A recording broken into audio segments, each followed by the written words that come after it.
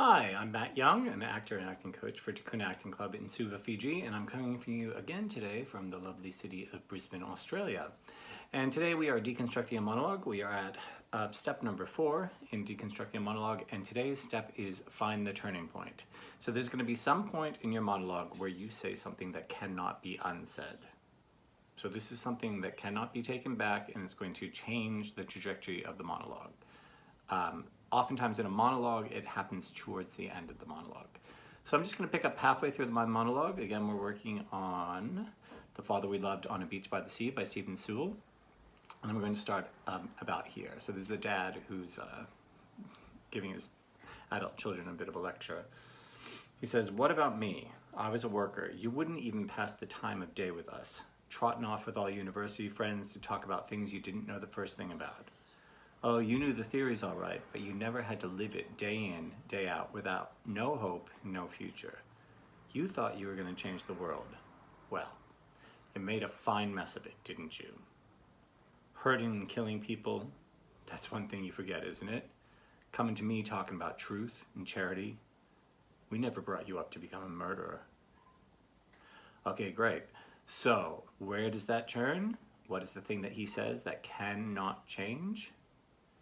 Well, you made a fine mess of it, didn't you? Okay, once a dad says that to his kids, well, you know what? He's like, I'm trying to explain, well, guess what? You made a mess of it. And then it changes, and then he starts to talk about how they've made a mess of it. You know, they're hurting and killing people, so it was, perhaps they've gone to war is what I'm starting to intuit from this one. I'm not exactly sure. I haven't read the whole play yet. We'll get to that in another step. But yeah, so, well, you made a fine mess of it, didn't you? That is something that you say and you cannot take it back. It's like when you say, I love you, or I want a divorce. Yeah, so there is going to be a moment in your monologue where you say something that cannot be unsaid and you cannot turn back time.